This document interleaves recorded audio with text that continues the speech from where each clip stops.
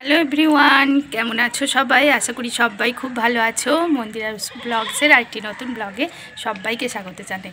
আজকে হচ্ছে বুধবার আর সকালবেলা এখন বাজে 12টার মতো। তো ছেলেকে স্নান করানো কমপ্লিট করলাম, এখনও আমার টিফিন করা হয়নি আর তারপরে আমার এখনও রান্নাবান্না কিছু করা হয়নি। তো চলো যাই, আজকে দেখি কী কী রান্না হবে সেটা তোমাদের সাথে শেয়ার করব। 12টা বেজেই গেছে, তাই ভাবলাম ছেলেকে স্নানটা করিয়ে দিই। জানো তো কারণ কি বলো তো, আমার রান্না করতে আস্তে আস্তে না অনেকটা লেট হয়ে যায়। তাই ভাবলাম যে চলো আগে স্নানটা করিয়ে দিই, তারপর ওকে স্নান করিয়ে দিলে আমি অনেকটা ফ্রি হয়ে যাব। তারপর আমি যাব রান্নাবান্না বাকিগুলো করতে। কারণ এদিকে তাড়াতাড়ি করে করতে করতে আমার ওদিকে দেরি হয়ে যায় অনেকটাই। কে স্নান করাতে এসে আবার লাইভ শুরু করি তো অন্য চ্যানেলটাতে, সেটা তোমরা সবাই জানো, সৌমি শর্টস যে চ্যানেলটা আছে আমার, সেকেন্ড চ্যানেলটা, সেটা মানে লাইভ করি আমি, তাহলে অনেকটাই বেলা হয়ে যায়। তো সেই কারণের জন্য আমি তাড়াতাড়ি করে ওকে স্নানটা করিয়ে দিলাম। আর তোমার এখন ওকে জামা কাপড়টা পরিয়ে তারপর আমি নিচে যাব রান্নাবান্না করতে। আর দেখো আমার শ্বশুরমশাই ওর জন্য একটা জিনিস এনেছে, মানে সাইকেলের মতো, মানে বাচ্চা ছেলেদের কত রকম খেলনা মানে ভোলানোর জন্য বেরিয়েছে এখন। মানে ওটা চকলেট, জানো তো, সেই আমরা বাসে দেখবে খাই না মৌরি চকলেট, সেই চকলেটগুলো ওটাতে থাকে। তো সাইকেলের আকারে দুদিকে দুটো চাকার মতো করে দিয়েছে, তারপর ওগুলো ওর খেতে খুব ভালো লাগে। প্রচুর মানে মনে হয় অনেকগুলো খেয়েছে, তো 10-12টার মতো মনে হয় ঘরে একদম জমা হয়ে আছে, বুঝলে তো। তো ওগুলো খেতে খুব ভালোবাসে। তো যাবে তখনই আমার শ্বশুরমশাইকে বলবে যে আমার জন্য সাইকেল এনে দেবে। বাচ্চা ছেলেদেরকে ভোলাবার জন্য কত রকমের যে নিত্য নতুন জিনিস তৈরি হচ্ছে সেটাই ভেবে মানে পায় না। আর আমরা যখন ছোটো ছিলাম তখন অনেক সেই ছোট ছোট মাছ চকলেট, তারপরে সেই বাটখারার মতো চকলেট ছোট ছোট, ওইগুলো তো কোথায় হারিয়েই গেছে, এখন আর দেখতেই পাওয়া যায় না। চলো টাটা করে দিলাম, আমার হয়েই গেছে ওইদিকে। আর তারপরে আমি নিচে চলে এলাম, নিচে চলে এসে এবারে রান্না করব। তো ডিম করব আর কুমড়ো পুঁই শাক করবো, বুঝলে তো। তো ডিমগুলো একটুখানি ভেজে নিচ্ছি, কারণ এদিকে ডিমের কারি বা ঝোলের মতো আর কি করব, খুব একটা যে মাখা মাখা করব সেটা নয়, কারণ ভাত দিয়ে তাহলে মেখে খেতে পারবে।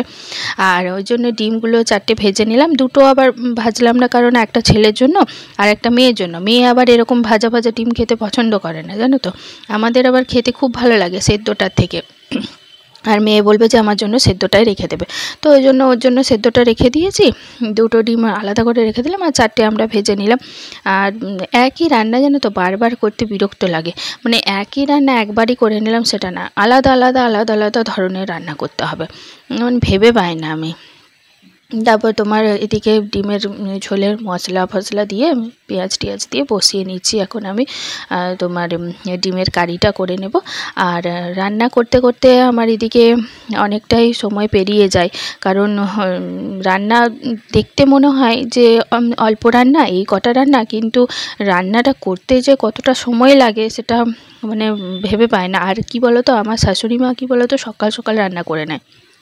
আর এক চিন্তা হয় আমার শাশুড়ি মার জন্য, কারণ উনি তো ধরো সকাল সকাল একটু খেয়ে নেয়, তাহলে একটু তাড়াতাড়ি 12:30 পৌনে 1টার মধ্যে যদি না রান্না কমপ্লিট হয় তাহলে উনি খেতে পারবেন না। ওই জন্য আরও বেশি আমার তাড়াতাড়ি লেগে যায়, জানো তো।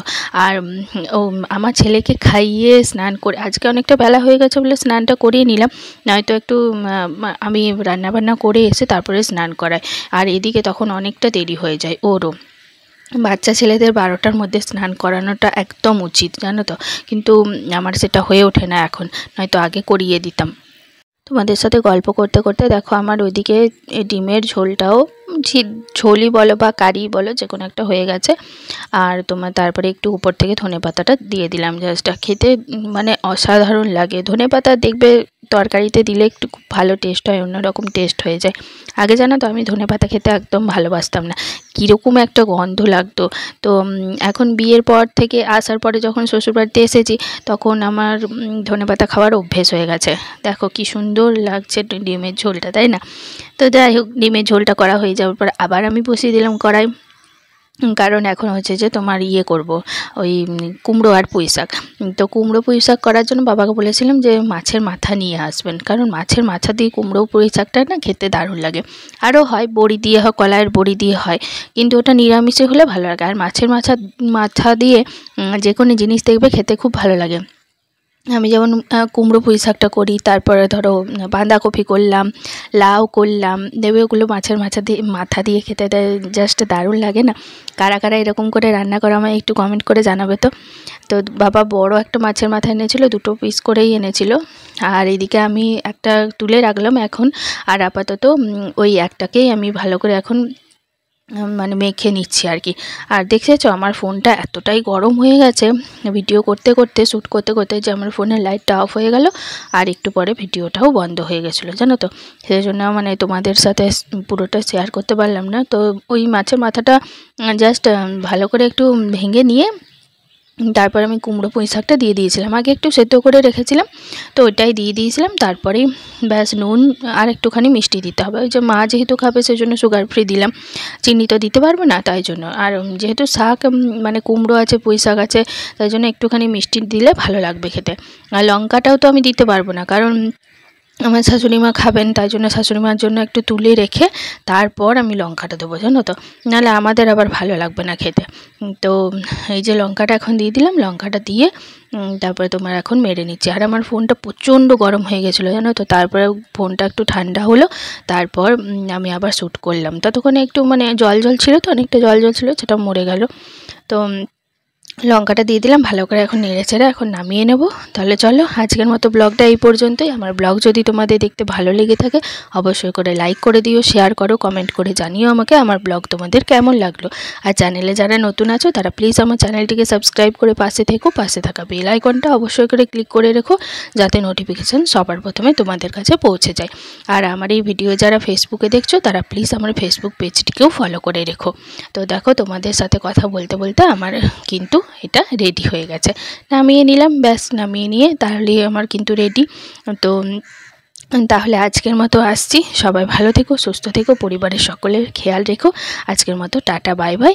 আর আমার আরও একটি চ্যানেল আছে সৌমি শর্টস, সেই চ্যানেলে সবাই কিন্তু যুক্ত হয়ে যেও, ডেসক্রিপশান বক্সে লিঙ্ক দেওয়া আছে।